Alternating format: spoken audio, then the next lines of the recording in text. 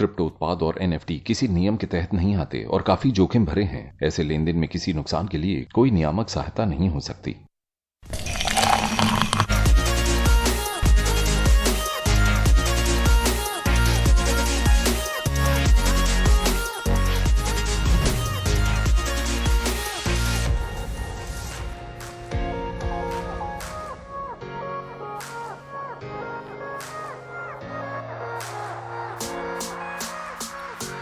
नमस्कार, शो का नाम है कॉफी एंड क्रिप्टो। मेरा नाम है अरुण सिंह, बहुत बहुत स्वागत है। और इमेजिन कीजिए अगर मैं सेट पर एंटर करता आंखें बंद करके तो हालात थोड़े ठीक नहीं होते, मैं गिर भी सकता था। कुछ ऐसा ही होता है क्रिप्टो की मार्केट में भी कि अगर आप एंटर करते हैं बिना किसी स्ट्रैटेजी के, बिना देखे, बिना सोचे, बिना समझे, तो नुकसान हो सकता है। तो कुछ स्ट्रैटेजीज हैं जो कई एक्सपर्ट्स ने या फिर जो स्टॉक मार्केट में फॉलो होती थी उन्हें क्रिप्टो मार्केट में थोड़ी ऑल्टरेशन के साथ ऐड किया गया है। तो उन स्ट्रैटेजीज पर अगर आप गौर फरमाएंगे तो थोड़ी मदद जरूर मिल सकती है। हालांकि ये किसी तरीके की कोई गारंटी नहीं ऑफर करते हैं, लेकिन ये स्ट्रैटेजीज की आज हम बात करेंगे, एक एक्सप्लेनर आपको देंगे। लेकिन उससे पहले इस हफ्ते की सबसे बड़ी खबरों के साथ शुरुआत करते हैं। सरकार ने कहा है कि वो मेटावर्स और वेब 3.0 को नियंत्रित करने की फिलहाल कोई योजना नहीं बना रही है। कारण ये कि ये सारी टेक्नोलॉजीज अभी इवॉल्व हो रही हैं। Minister of state for finance Pankaj Chaudhary ने पार्लियामेंट में एक सवाल का जवाब देते हुए ये कहा। फाइनेंस मिनिस्ट्री के सूत्रों ने कहा है कि सरकार आर्टिफिशियल इंटेलिजेंस और ब्लॉकचेन को लेकर नेशनल स्ट्रैटेजीज बना चुकी है। वहीं आखिर में इंफॉर्मेशन टेक्नोलॉजी एक्ट 2000 देश को टेक्नोलॉजी स्फेयर को कवर करता है, जो देश में जितनी भी टेक्नोलॉजीज एग्जिस्ट करती हैं। तो नए उभर रही टेक्नोलॉजीज को अभी रेगुलेट करने की मंशा सरकार की नहीं है, जैसे कि मेटावर्स और वेब 3.0। मेटावर्स की चर्चा कर ही रहे हैं तो अगली खबर पर चलते हैं। मेटावर्स में अपने स्टार्टअप आइकन्स के जरिए तेलुगु अभिनेता राणा डगुपति ने एंट्री कर ली है। म्यूजिशियंस, सेलिब्रिटीज और कलेक्टिबल्स ओनर्स अपने एसेट्स को सही तरीके से मैनेज कर पाएं, इसीलिए इस मेटावर्स फर्म को शुरू किया गया है। उन्होंने इसे अगस्त 2021 में इंडियन अमेरिकन एंटरप्रेन्योर अभिनव वर्मा के साथ फाउंड किया था। बढ़ते हैं अगली स्टोरी की तरफ। नेशनल पेमेंट्स कॉर्पोरेशन की सफाई है कि यूपीआई का इस्तेमाल कर क्रिप्टो का कोई भुगतान हो रहा है, ऐसी उनकी जानकारी नहीं है। तो एनपीसीआई क्या है? National payments corporation of India. ये देश के रिटेल पेमेंट्स और सेटलमेंट सिस्टम की ऑर्गेनाइजेशन है। उन्होंने कहा है कि क्रिप्टो करेंसी एक्सचेंज पर ट्रांजैक्शंस के लिए यूपीआई का इस्तेमाल हो रहा है, ऐसी कोई जानकारी हमें नहीं है। उन्होंने ट्वीट किया है, ये ट्वीट अंग्रेजी में है, with reference to some recent media reports around the purchase of crypto currencies using UPI. की मीडिया रिपोर्ट्स थी इस मामले में कि ये जितनी भी क्रिप्टो करेंसीज एक्सचेंज है वो कुछ जो है उनमें से यूपीआई भी इस्तेमाल कर रही हैं। तो उन्होंने ये कहा है, we would like to clarify that we are not aware of any crypto exchange using UPI. Forbes ने अपनी लिस्ट ऑफ बिलियनियर्स में पिछले साल के मुकाबले में 7 और क्रिप्टो बिलियनियर्स का नाम शामिल किया है। क्रिप्टो बिलियनियर्स की ये लिस्ट में 58% का इजाफा हुआ है और इसमें कुल 19 शख्स हैं। फिलहाल यही थी इस हफ्ते की सबसे बड़ी क्रिप्टो खबरें और अब आगे बढ़ते हैं क्रिप्टो स्ट्रैटेजीज की तरफ। कुछ ट्रेडिंग स्ट्रैटेजीज हम आपके साथ शेयर कर रहे हैं। ये सारी स्ट्रैटेजीज नहीं हैं, कुछ हैं और उसके बाद हम इन पर चर्चा भी करेंगे हमारे मेहमानों के साथ। तो स्ट्रैटेजीज की शुरुआत करते हैं। सबसे पहले डॉलर कॉस्ट एवरेजिंग की शुरुआत करते हैं और इसे कांस्टेंट डॉलर प्लान भी कहा जाता है। और एक उदाहरण से मैं इसका शुरुआत करना चाहूंगा। मैंने और आपने, समझ लीजिए, बिटकॉइन में निवेश किया। आपने एक बार में ही $5000 का बिटकॉइन खरीद लिया। मैंने वही अमाउंट कुछ महीनों के अंदर निवेश किया, खुद को बिटकॉइन के उतार चढ़ाव से बचाते हुए। इससे यह हो सकता है कि आखिर में मैंने ज्यादा बिटकॉइन खरीद लिए हों। इस केस में मैंने डॉलर कॉस्ट एवरेजिंग का इस्तेमाल किया। आप कुल अमाउंट को एक तय समय तक निवेश कर सकते हैं, खुद को बाजार के उतार चढ़ाव से कुछ हद तक बचाते हुए। खरीदारी लगातार तय समय पर बिना एसेट की कीमत को देखकर। ये बहुत हद तक एसआईपी की तरह है और एक बार में बहुत बड़ी रकम निवेश करना बेहतर विकल्प नहीं माना जाता है। हालांकि इसमें फायदा तभी है जब एसेट की कीमत एक तय समय तक बढ़ती रहे, तो वो ध्यान देना बहुत ज्यादा जरूरी है। अगली ट्रेडिंग स्ट्रैटेजी पर चलते हैं और पानी भी पी लेते हैं। आर्बिट्रेज एक रणनीति है जिसमें ट्रेडर एक मार्केट से क्रिप्टो खरीदता है और दूसरे में बेचता है। जो खरीद और बेचने की कीमत का फर्क है वही उसका फायदा है और इसे टेक्निकल भाषा में स्प्रेड कहा जाता है। लिक्विडिटी और ट्रेडिंग वॉल्यूम में आने वाले अंतर से ट्रेडर्स को प्रॉफिट बुक करने का मौका मिलता है। बढ़ते हैं अगली स्ट्रैटेजी की तरफ, स्कैल्पिंग इसे कहते हैं। बड़े हुए ट्रेडिंग वॉल्यूम का इस्तेमाल करते हुए प्रॉफिट बुक करने के लिए इसमें इस्तेमाल किया जाता है। हालांकि इसमें जोखिम भी है। अच्छा ट्रेडर सभी चीजों का ध्यान रखता है जिससे उसे नुकसान ना हो। स्कैल्पर्स क्रिप्टो एसेट को एनालाइज करते हैं, पहले के ट्रेंड, वॉल्यूम और एक ही दिन में एंट्री और एग्जिट पॉइंट जो है उसका भी ध्यान रखते हैं।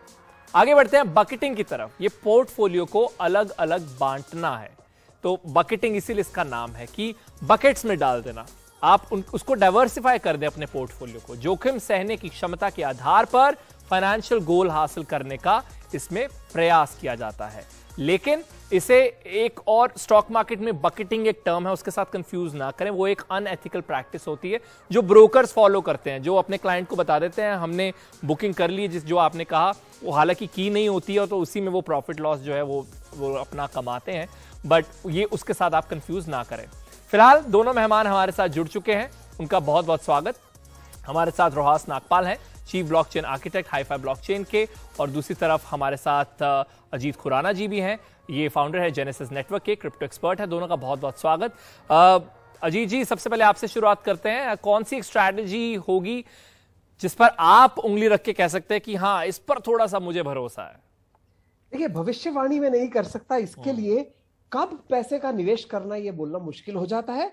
इस कारण से जो एवरेजिंग स्ट्रेटेजी है, यानी कि आप अलग अलग समय पर एक ही मात्रा के पैसे डालें, तो उससे जब कीमत कम होगी आपको ज्यादा शेयर या टोकन या बिटकॉइन मिल जाएंगे, जब कीमत ज्यादा होगी तो कम मिलेंगे, कम होगी तो ज्यादा मिलेंगे। ये तो करना ही होगा। स्कैल्पिंग जो है वो इंडिया में समझो मानो एक तरह से बंद ही हो गया है, क्योंकि हर ट्रांजैक्शन पर टीडीएस लगेगा तो आपकी जमा पूंजी खत्म हो जाएगी। आर्बिट्राज तो बहुत बढ़िया स्ट्रैटेजी है, मगर इसका मौका बहुत कम मिलता है, और जब मिलता भी है तो बहुत बड़ी मात्रा में नहीं मिलता। आप लाखों करोड़ों रुपए अक्सर नहीं डाल पाते। और रही बात रिस्क बकेटिंग की, ये तो हर व्यक्ति को करना ही चाहिए, अपने पूरे पोर्टफोलियो के साथ भी, अपने स्टॉक पोर्टफोलियो के साथ भी, और अपने बिटकॉइन पोर्टफोलियो के साथ भी। तो आपने तो चारों को ही एक अच्छा विश्लेषण जो है वो आपने कर दिया है, और ये बात बिल्कुल आपने सही की, वो टीडीएस वाली बात। और वो जैसे ही अनाउंस हुआ भी था सरकार के द्वारा, तो सबसे पहले यही पॉइंट उठा था, इंडस्ट्री एक्सपर्ट्स ने यही कहा था, जो ट्रेडर्स हैं, खासतौर पर जो डेली ट्रेडर्स हैं, वो कहां जाएंगे, क्योंकि हर ट्रांजैक्शन पर 1% का टीडीएस कटेगा। और वो हालांकि बाद में अगर आप क्लेम भी कर पाए, पर आपकी कैपिटल जो है वो वहां पर लॉक हो जाएगी। रोहास, आप बताइए, क्या आप इनमें से कोई एक पिक करते हैं, या जो थोड़ी ज्यादा फेवरेट हो आपकी कोई स्ट्रैटेजी, या आपने लोगों को फॉलो करते देखा है, या कुछ ऐसा? जरूर। तो मेरी सोच तो एक ब्लॉकचेन डेवलपर की जैसी है। तो मैं देखता हूं कि कौन से ब्लॉकचेन्स हैं जिनमें मेरे क्लाइंट्स आके मुझे बोलते हैं कि हमें प्रोडक्ट या सोल्यूशन बना के दीजिए। तो फिर मेरे को समझ में आ जाता है, अच्छा मार्केट में ये वाले अच्छे चलने वाले हैं, और उस हिसाब से मैं उनको देखता हूं। पर अगर मुझे आप समझिए उनके अलावा भी कुछ लेना है, तो मैं फंडामेंटल एनालिसिस में बिलीव करता हूं कि ये क्रिप्टो क्या करती है, इसका यूज केस क्या है, वो सोच के अगर हम खरीदे तो मेरे हिसाब से वो काफी अच्छा स्ट्रेटेजी हो सकती है। इनमें से कोई ऐसी स्ट्रैटेजी है रोहास जो आप किसी बिगिनर को रेकमेंड करेंगे? जरूर। बिगिनर को मैं रेकमेंड करूंगा, आप आर्बिट्राज खोजने की कोशिश कीजिए, बिकॉज आर्बिट्राज में यूजुअली लॉस होने की चांसेस बहुत ही कम होते हैं, क्योंकि आप उसी टाइम में खरीद और बेच रहे हैं। क्योंकि मार्केट्स में इनएफिशिएंसी है कि हर क्रिप्टो हर मार्केट में सेम प्राइस पे नहीं चलती है, और यह आर्बिट्राज अपॉर्चुनिटी आपको शेयर मार्केट में भी मिल सकती है कभी कभी। तो मैं ऑलवेज रेकमेंड करूंगा कि अगर आप नए हैं तो आप आर्बिट्राज अपॉर्चुनिटी खोजने की कोशिश कीजिए। जैसे कुछ समय पहले एक रूमर आ गया था इंडिया में कि क्रिप्टो बैन होने वाला है, और इमीडिएटली उसकी वजह से यूएसडीटी जो है स्टेबल कॉइन, उसकी रूपी के अगेंस्ट वैल्यू एकदम गिर गई थी। पर इंटरनेशनल मार्केट में डॉलर टू रूपी तो चेंज नहीं हुआ था, तो उस एक दिन में बहुत लोगों ने बहुत पैसा बना दिया आर्बिट्राज करके। तो मैं रेकमेंड करूंगा, अगर आप नए हैं तो आर्बिट्राज खोजते रहिए, पर इतना याद रखिए कि लो लिक्विडिटी क्रिप्टो में मत जाइए, क्योंकि फिर बेचते टाइम आप फंस सकते हैं। दर्शकों का रिवीजन कर दो। आर्बिट्राज यानी कि आप एक एक्सचेंज से खरीदें, दूसरे में बेचें, और उसी में आपका जो प्रॉफिट है वो हो जाए। लेकिन इसमें एक हैक यही होता है कि आप फिर ऐसी दो एक्सचेंजेस को चुनें जहां पर जिस क्रिप्टो करेंसी में आप ट्रेड कर रहे हैं उन दोनों एक्सचेंजेस में प्राइस का अंतर ज्यादा है। वो एक हैक जरूर फॉलो कीजिएगा। दूसरी तरफ अजीत जी, आप बताइए, बहुत सारे बिगिनर्स जो हैं वो स्ट्रैटेजीज ढूंढते हैं या फिर वो पढ़ते हैं इसके बारे में, और मैं उम्मीद करता हूं आज भी कुछ ऐसे बिगिनर्स होंगे जो इस शो को देख रहे होंगे। आप एक बिगिनर को कौन सी स्ट्रैटेजी कहेंगे? जरूरी नहीं है कि वो इन चार में से कोई एक हो, उसके अलावा भी हो सकती है। देखिए, सबसे पहले मैं ये कहूंगा कि ये अमीर बनने के नुस्खे तो हम जिंदगी भर तलाशते रहते हैं, पर ऐसा कोई अमीर बनने का नुस्खा होता नहीं है जो कि फुल प्रूफ हो। ये तुक्केबाजी होती है, कुछ तुक्के ज्यादा लगते हैं, कुछ तुक्के कम लगते हैं। यदि आप पूर्ण रूप से बिगिनर हैं तो डॉलर कॉस्ट एवरेजिंग जरूर कीजिए, नहीं तो अक्सर देखा यह गया है कि जब मार्केट बहुत ऊंचाइयों पर पहुंचती है उस समय लोग खरीदना शुरू करते हैं, और जब गिर जाती है तो खरीदने की जगह उस समय डर के सहम जाते हैं। तो यानी कि हमारी बुद्धि विपरीत रहती है।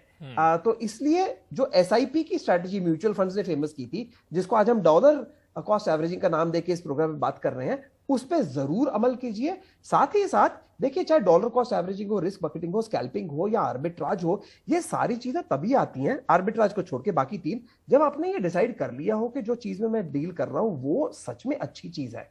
तो फंडामेंटल एनालिसिस यानी अपने आप को ज्ञान देना, एजुकेशन करना, इसका तो और कोई दूसरी तरीका है ही नहीं। तो पढ़ते रहिए, सीखते रहिए, ये प्रोग्राम देखते रहिए। बिल्कुल। रोहास, आपकी तरफ से क्या टिप होगी? हाँ, एकदम सही, मैं अग्री करता हूं उनके साथ कि सीखते रहिए और ये शो देखते रहिए। तो जरूर फंडामेंटल एनालिसिस के का कोई there is no solution, that is the best, क्योंकि उसमें आप अच्छे प्रोजेक्ट ढूंढ रहे हैं, और अगर वो प्रोजेक्ट अच्छा है तो वो अच्छा करते ही रहेगा और वो बढ़ते ही रहेगा। आप क्लासिक एग्जांपल देख लीजिए, बिटकॉइन और इथेरियम, कितने साल हो गए हैं पर उनकी वैल्यू टॉप में है, बिकॉज दोनों एक काफी इंपॉर्टेंट यूज केस पे बने हैं, बहुत दुनिया के लिए प्रॉब्लम सॉल्व कर रहे हैं। तो मेरे हिसाब से फंडामेंटल एनालिसिस बेस्ट है। तो वाकई ये शो देखते रहिए जहां पर चर्चा होती है और जहां पर अजीत जी और रोहास जी जैसे मेहमान आते हैं और सरल शब्दों में टेक्निकल चीजों जो है वो समझा भी देते हैं। बहुत बहुत शुक्रिया आप दोनों का हमारे सेगमेंट में हमारे साथ जुड़ने के लिए। आगे बढ़ते हैं, अगला सेगमेंट सवाल जवाब, जिसमें आपका बहुत बड़ा रोल है, जहां आपके सवाल हम एक एक्सपर्ट के पास लेकर जाते हैं। और आज भी आपके कुछ 3 सवालों को हमने चूज किया है। कौन है हमारे मेहमान? शरद चंद्रा, वीपी रिसर्च और स्ट्रैटेजी, अर्थ आईडी। बहुत बहुत स्वागत है शरद आपका। सबसे पहला सवाल अभिषेक भोंसले का लेना चाहूंगा। उन्होंने कहा है कि कैसे देखें कि कौन सी क्रिप्टो करेंसी भविष्य में ब्लो अप करेगी, यानी भविष्य में कमाल दिखाएगी। How to find cryptos that will blow up, क्योंकि बहुत सारे लोग ये सोचते हैं कि अभी जो पॉपुलर है वो समझ में आ रहा है, जो फेल हो रही है वो समझ में आ रहा है, लेकिन वो कैसे आइडेंटिफाई करें कि ये क्रिप्टो करेंसी का भविष्य जो है वो रोशन है? पहली चीज ये होनी चाहिए कि आप क्रिप्टो लॉन्च पैड्स को देखें। जैसे डीफाई स्पेस में 3-4 लॉन्च पैड्स काफी पॉपुलर है। बाइनेंस लॉन्च पैड है, ट्रस्टेक्स है, Boostex is also one of the launch pads. So crypto launch pads एक सही तरीका है, क्योंकि अपना खुद ड्यू डिलिजेंस करते हैं प्रोजेक्ट्स को ऑनबोर्ड करने के लिए। और उसके बाद आपको देखना चाहिए कि इन प्रोजेक्ट्स की टोकनॉमिक्स क्या है, इनका व्हाइट पेपर देखना चाहिए, कौन सी टीम इसके पीछे और वो क्या बना रहे हैं, what is the use case. जैसे रोहास ने भी थोड़ी देर पहले बोला कि यूज केस क्या है, किस चीज को सॉल्व कर रहे हैं, ये जानना जरूरी है। ऑल्सो ये भी देखना चाहिए कि कितनी लिक्विडिटी इन प्रोजेक्ट्स में लॉक्ड है ना, और कोई सेल ऑर्डर्स पर लिमिट है या नहीं। तो इन चीजों को पे ध्यान रखना इसलिए जरूरी है कि अगर कोई लिमिट है सेल ऑर्डर्स पे तो ये एक रेड फ्लैग है। जैसे रगपुल प्रोजेक्ट्स में मोस्टली होता है कि आप उसको सेल नहीं कर सकते, डंप नहीं कर सकते। स्क्विड टोकन बहुत बड़ा एग्जाम्पल था लास्ट ईयर। तो ये चीजों पे ध्यान रख के आप नए प्रोजेक्ट्स को ढूंढ सकते हैं। आप कॉइन मार्केट कैप जैसे वेबसाइट पे जाके भी देख सकते हैं कि रिसेंटली एडेड कॉइन्स कौन कौन से हैं, बट उसमें भी आपको देखना होगा कि कौन से चेन्स पे प्रोजेक्ट्स बने हैं। कभी-कभार कई प्रोजेक्ट्स होते तो जो सोशल मीडिया, माफ कीजिएगा, क्या कह रहे थे आप, कहिए। हाँ, तो मेरा ये कहना था कि जो ट्रेंडिंग चेन्स है, जैसे सोलाना हो गया, राइट, हाँ। उस पे ये प्रोजेक्ट बना है, उसकी क्या यूटिलिटी है, इनको देख सकते हैं, प्राइस हिस्ट्री को भी देख सकते हैं। इन सब को एनालिसिस करके निर्णय लेना चाहिए कि किस प्रोजेक्ट में आपको इन्वेस्ट करना है। उससे जुड़ा हुआ अगला सवाल है, लेकिन उससे पहले कि बहुत बार ऐसे प्रोजेक्ट्स भी होते हैं जिनका सोशल मीडिया पर बज़ ज्यादा होता है, तो उसके पीछे नहीं जाना चाहिए, ये आप भी रेकमेंड करेंगे? हाँ, तो सोशल मीडिया बस के पीछे ब्लाइंडली नहीं जाना चाहिए, अपनी रिसर्च करनी चाहिए, क्योंकि बहुत सारे बॉट्स होते हैं जो सोशल मीडिया फॉलोइंग को बढ़ा भी सकते हैं। तो ये जरूरी है कि आप अपनी रिसर्च खुद करें, कम्युनिटी से एंगेज करें, जिस चेन्स पे प्रोजेक्ट्स बने हुए हैं, डिस्कॉर्ड चैनल्स हैं, टेलीग्राम चैनल्स हैं, उनसे बात करें, उनकी क्या राय है इस प्रोजेक्ट के बारे में। सोशल मीडिया फॉलोइंग पे ब्लाइंडली नहीं जाना चाहिए। अगला सवाल है कि सोलाना का फ्यूचर क्या है? तो सोलाना का फ्यूचर काफी प्रॉमिसिंग और ब्राइट है। मैं 2 रिपोर्ट्स कोट करना चाहूंगा। बैंक ऑफ अमेरिका ने रिसेंटली कहा था कि सोलाना डिजिटल एसेट इकोसिस्टम का वीजा है, क्योंकि ये एनर्जी एफिशिएंट है। वो 2700 जूल्स के आसपास एनर्जी कंज्यूम करता है, which is less than even 3 Google searches. तो बहुत एनर्जी एफिशिएंट है, स्केलेबल है। और रिसेंटली सोलाना का जो एनएफटी इकोसिस्टम है काफी तेजी से एक्सपैंड हो रहा है। जेपी मॉर्गन ने एक रिपोर्ट में कहा था कि इथेरियम का एनएफटी मार्केट शेयर सोलाना को मिल रहा है। सोलाना एफिशिएंट है, ट्रांजैक्शंस उस पर अच्छे तरीके से हो पा रहे हैं, एनर्जी एफिशिएंट है। ओपन सी के साथ भी सोलाना का इंटीग्रेशन हो चुका है और वेंचर कैपिटल फर्म्स भी सोलाना बेस्ड एनएफटी प्रोजेक्ट्स में इन्वेस्ट कर रहे हैं। तो ये हमें दिखाता है कि इस प्रोजेक्ट की काफी वैल्यू है। सोलाना पे अच्छे प्रोजेक्ट्स बनेंगे, तो I see a bright future for Solana ecosystem. Atul Anand का सवाल है कि क्या माइनिंग अभी भी प्रॉफिटेबल है, क्योंकि अब भारत में नए टैक्स रूल्स आए हैं और उसमें कॉस्ट ऑफ एक्विजिशन के अंडर ये नहीं आता, तो क्या ये प्रॉफिटेबल है या नहीं? तो माइनिंग के लिए जो एक्विजिशन कॉस्ट है, जो इंफ्रास्ट्रक्चर कॉस्ट है, क्रिप्टो माइनिंग, इलेक्ट्रिसिटी, तो इन पे आप टैक्स रिडक्शन क्लेम नहीं कर सकते। तो इन चीजों को ध्यान में रखते हुए mining is not a profitable decision to as far as India is concerned. तो माइनिंग फायदेमंद नहीं है, क्योंकि टैक्स में आप ये कॉस्ट ऑफ एक्विजिशन एडजस्ट नहीं कर सकते। जी, बहुत बहुत शुक्रिया शरत, आसान भाषा में हमारे इन सवालों का जवाब देने के लिए, और दर्शक आई एम श्योर बहुत खुश हुए होंगे इन जवाबों को सुन के। बहुत बहुत शुक्रिया। फिलहाल वक्त है एक ब्रेक का, लेकिन ब्रेक के बाद बात करेंगे मीम कॉइन्स की। बहुत ही बज़ क्रिएट कर रहे हैं, चाहे शिबा इनू हो या फिर डॉज कॉइन। क्या खबरें हैं और कहां जा रहे हैं मीम कॉइन, किस दिशा में जा रहे हैं, क्या इनका कोई भविष्य है या नहीं, ये हमारे मेहमान के साथ चर्चा भी करेंगे। देखते रहिए कॉफी एंड क्रिप्टो।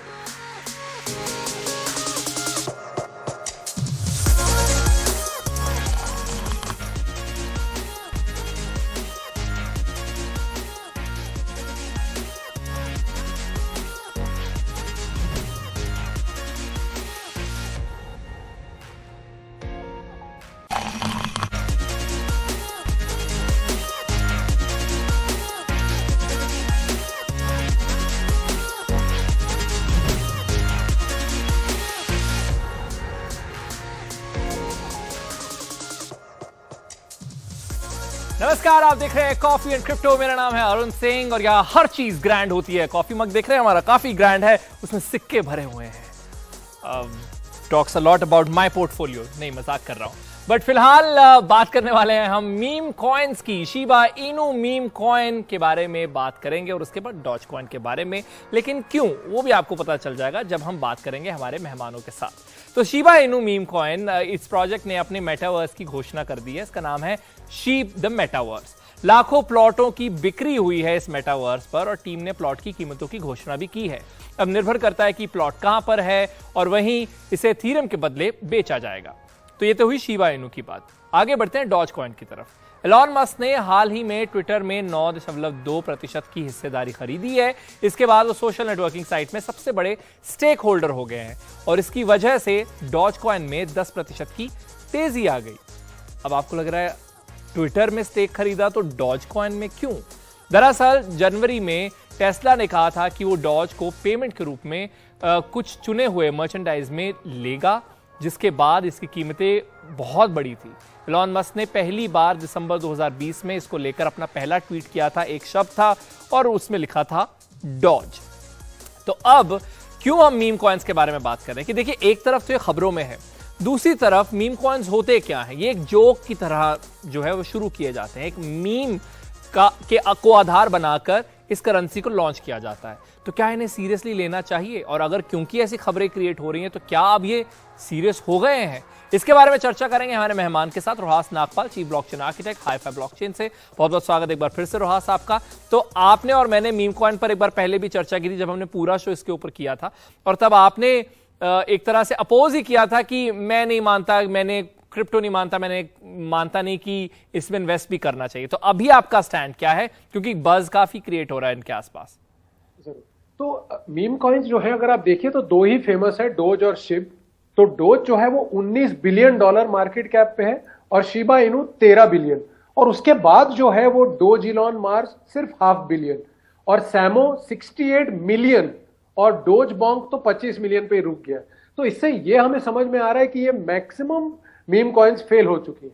सिर्फ ये दो टॉप पे चल रही है और इनमें भी अगर हम देखें तो डोज अब सिर्फ मीम कॉइन नहीं रहा है, उसकी टेक्नोलॉजी अपग्रेड हुई है, सिक्योरिटी अपग्रेड हुई है और अब वो एक्चुअली एक मीडियम ऑफ एक्सचेंज कॉइन की तरह बन गया है।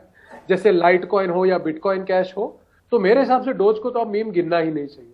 और अगर शिबा इनू की टीम इसको मेटावर्स में अच्छे से ले जा पाए तो फिर हम शिबा इनू को भी मीम कॉइन नहीं कहेंगे और बोलेंगे अब ये मेटावर्स कॉइन हो गई है, क्योंकि अब जो हाइप साइकिल है वो मीम कॉइन के अगेंस्ट जा चुका है। तो अगर कोई प्रोजेक्ट सिर्फ मीम है तो मेरे हिसाब से वो फेल है, पर अगर वो अपने आप को रीइन्वेंट कर लेता है जैसे डोज कर चुका है और शीप कर रहा है, तो मेरे हिसाब से वो अच्छे चलेंगे। तो अगर आप हमारे लिए कुछ जो टेक्नोलॉजिकल एस्पेक्ट हैं डॉज के, वो अगर आप हाईलाइट कर दें कि ऐसे क्या उनकी तरफ से एक्टिविटीज रही हैं जिसकी वजह से अब उन्हें मीम कॉइन कहना गलत होगा और उसकी वजह से ट्रस्ट जो है वो लोगों का बढ़ गया है। जरूर। तो देखिए, मीम कॉइन का मतलब है जिसकी इन्वेंशन एक इंटरनेट के मीम के बेस पे हुई थी। अब उसके बाद क्या हुआ है, डोज की तरफ से इलॉन मस्क ने भी उसमें काफी इनपुट्स दिए हैं और इथेरियम के वाइटालिक जो हैं उन्होंने भी बहुत सारे इनपुट्स दिए हैं, जिनकी वजह से इसकी स्केलेबिलिटी बढ़ी है, प्रोजेक्ट के सिक्योरिटी काफी बढ़ी है और हजारों जो मर्चेंट्स हैं दुनिया भर में वो डोज को as a medium of exchange या पेमेंट एक्सेप्ट करने लग गए। तो इन सब चीजों की वजह से डोज मेरे हिसाब से अब एक मीडियम ऑफ एक्सचेंज बन चुका है। पर आपको लगता है बहुत सारे जो नए कॉइन्स की शुरुआत करने वाले लोग होंगे या जो टीम मेंबर्स होंगे वो इस स्ट्रैटेजी को अपनाएंगे कि चलिए मीम कॉइन की तरह शुरुआत करते हैं क्योंकि बज काफी ज्यादा होता है इसका और उसके बाद we can get into the serious business? Good question, but actually सारे फेल हो गए। तो जैसे मैंने आपको एग्जांपल दिया, डोज इलॉन मार्स या सैमो या डोज मॉम, जितने भी नए नए मीम कॉइन्स हैं सब फेल हैं। मतलब कोई आधे $1 बिलियन भी नहीं पहुंच पाया और ज्यादातर तो 100 मिलियन के नीचे ही पहुंच गए हैं। तो मेरे हिसाब से maximum meme coin projects fail हो चुके हैं। और आपको लगता है कि डॉज कॉइन क्योंकि पॉपुलर हो रहा है, इलॉन मस्क की बैकिंग है, तो उसकी वजह से बहुत सारे ऐसे कॉइन्स आ गए जिनका नाम सिमिलर है? जरूर। जैसे डोज इलॉन मार्स भी है जिसमें इलॉन मस्क का भी नाम है और डोज भी नाम डाल दिया गया है पर लोग समझ गए इसलिए उसको ज्यादा वैल्यू नहीं मिली और वो बेचारा $500 मिलियन से आगे भी नहीं बढ़ पाया। हाँ। एक और आया डोज बॉन्क, सो वो भी $25 मिलियन पे ही जाके रुक गया। तो लोग समझ गए हैं कि नहीं, नाम सिमिलर है पर ये वो चीज नहीं है। ये डॉज इलॉन वाला मुझे अच्छा लगा, वो जैसे कोई फेक ब्रांड होता है नीचे ओरिजिनल लिख दिया जाता है ना, वो बिल्कुल वैसा वाला केस है ये। बहुत बहुत शुक्रिया रोहास हमारे साथ जुड़ने के लिए और मीम कॉइन्स के बारे में इस चर्चा में अपने जो आप ख्याल हैं वो हमारे सामने रखने के लिए। फिलहाल ये शो यहां पर होता है खत्म। हम अगले हफ्ते एक बार फिर से आपको मिलेंगे। शो का नाम है कॉफी एंड क्रिप्टो। मेरा नाम है अरुण सिंह, नोट करके रख लीजिए। बाय।